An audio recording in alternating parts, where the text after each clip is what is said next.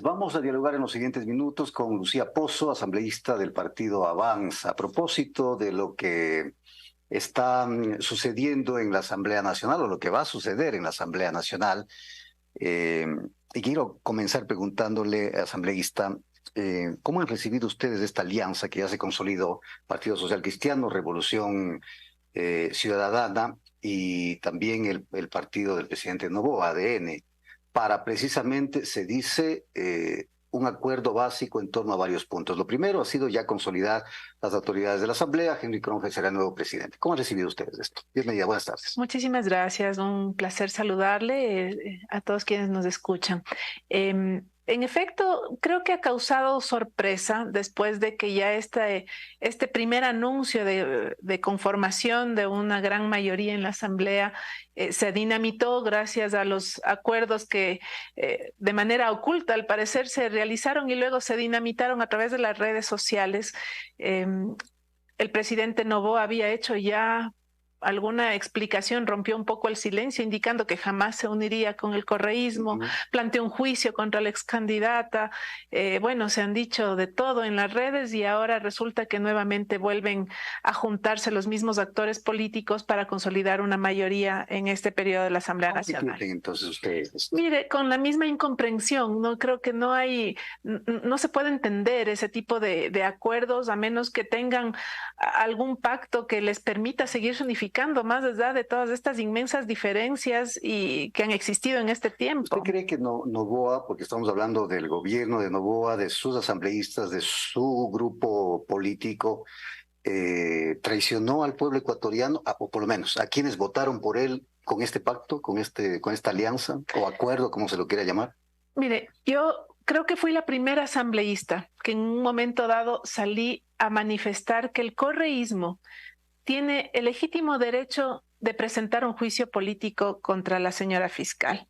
Cuando todo el mundo se escandalizaba, yo dije y sostengo que la tarea natural del legislador es legislar y fiscalizar y que nadie puede coartarle ese derecho a nadie y que un juicio político no debe ser sujeto de negociación. Los juicios se demuestran. Eso es lo que debe suceder y jamás un acuerdo parlamentario debe cruzar por imponer esto haces o esto no haces cuando es una obligación del legislativo hacerlo. Que tengan los votos y que tengan las pruebas es otra cosa para poder resolver en ese ámbito un problema. Entonces, ¿qué le quiero decir con esto? Yo considero que todas las representaciones son importantes.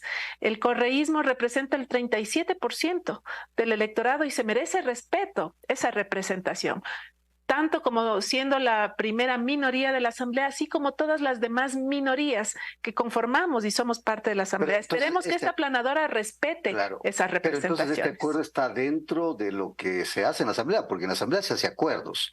El lobby político es lícito en un En un ente marco de, tan claro. disperso como es la Asamblea Nacional. Es decir, se tienen que hacer acuerdos. ¿Y por qué se cuestiona tanto este acuerdo entonces? Por supuesto que sí.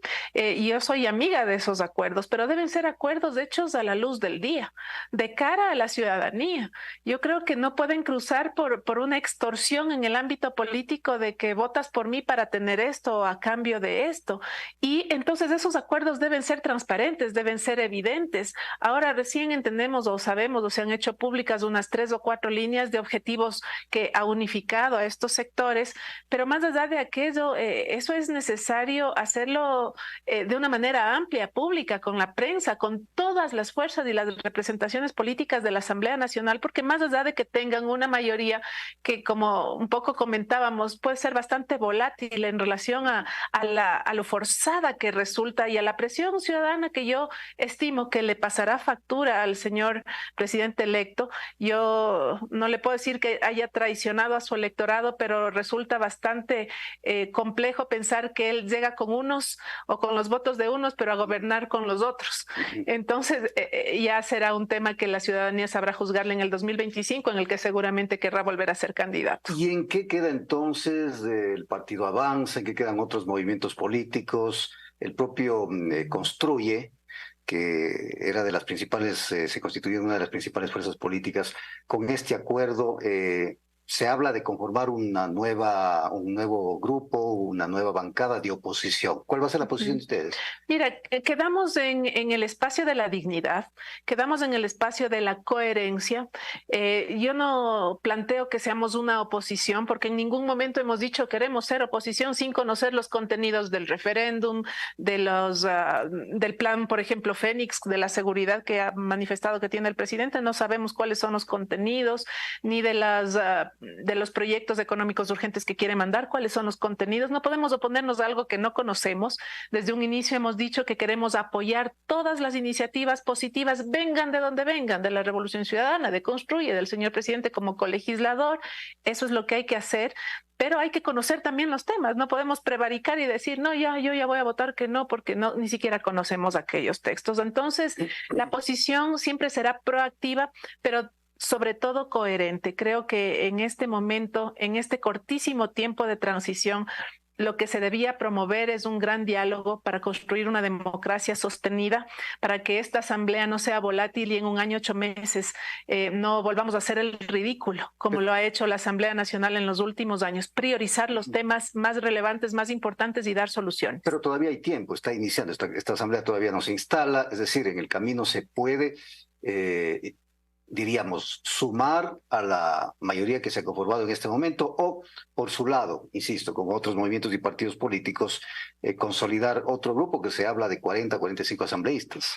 Sí, la idea sería poder, dentro de esta consolidación de varias fuerzas, a la que invitamos todos a ser una fuerza de tendencia, sobre todo, que respondemos a objetivos comunes, similares, que vamos a decir un poco son las fuerzas que de una u otra manera terminaron de poner el voto para un cambio, que es lo que la gente ha querido, una alternativa diferente cuando la ciudadanía le dio una lección a la clase política, votando por un hombre joven, por un hombre que no confrontó, por un hombre que probablemente mucha gente dice no tiene experiencia en el tema de lo público, pero queremos que se traduzca eso en una conducción diferente de la nación y del Estado. Esperemos que así sea. Ahora vemos que los acuerdos siguen siendo los mismos, bajo los mismos preceptos de los 80s, de los 90s, y aparentemente nada cambia, y eso es doloroso. Así que a este Ecuador se le ha mentido mucho, y yo creo que es hora de darse un baño de verdad y sobre todo tratar de hacer los esfuerzos necesarios para que esta asamblea no pase a la historia como una más. Gracias, Lucía, asambleísta Lucía Pozo, asambleísta del partido Avanza, por acompañarnos en este espacio. Habrá posibilidad de seguir hablando en el camino de estos temas, de esta nueva mayoría, de lo que se vaya haciendo y conociendo sobre todo cómo es nuestra clase política y cómo se hacen acuerdos. Yo me reservo el derecho a saber lo que va a suceder en esta próxima semana.